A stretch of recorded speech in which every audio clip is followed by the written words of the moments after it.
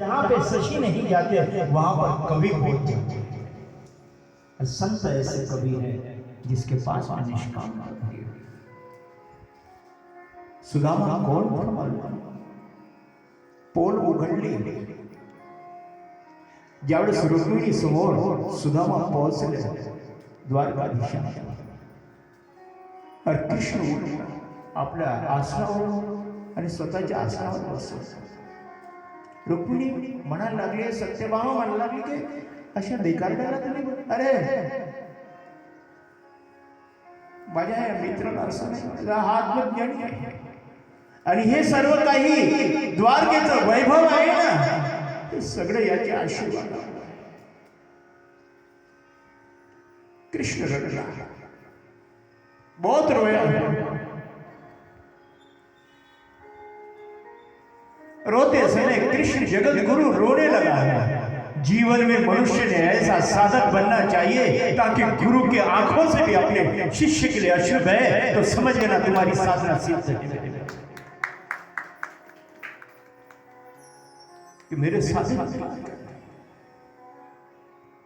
आज कृष्ण म्हणते जगत गुरु आपल्या सुदामासाठी रडत आहे। सत्यभामाला रुक्मिणीला म्हणत आहे कि तुझे पता नहीं सुदामा क्या है। लोग तो इतना ही जानते हैं कि इसने अकेले ने चने खा लिए थे, इसलिए दरिद्रता उसके नसीब में आई, लेकिन अकेले क्यों खाए उसका कारण केवल मात्र सुदामा जान सकता है, दूसरा कोई नहीं जान सकता।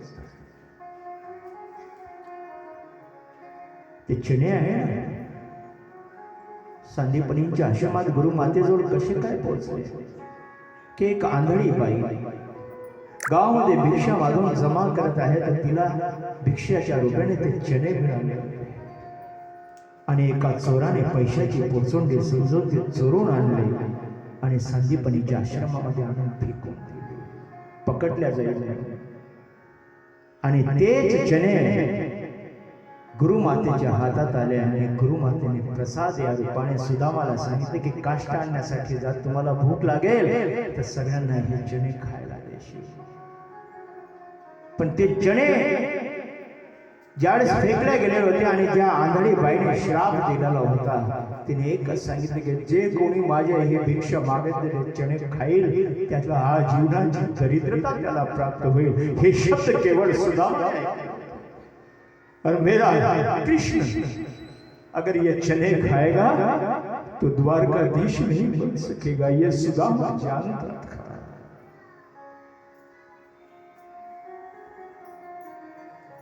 रुक्मिणीला सांगितलं म्हणे, रुक्मिणी हा सुदामा आत्मज्ञानी आहे,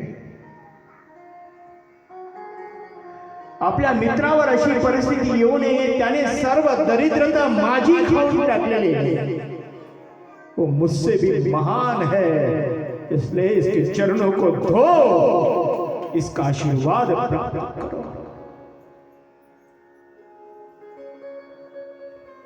जीवन में ऐसे दुख दरिद्र लोगों के चरण धोगे ना मेरे बाप, तो पैसे वाला जितनी दुआ नहीं देगा उतना वो गरीब अपने दिल से दुआ देता है मेरे बाप। तुम्हारी संतान को कोई दवा खाने में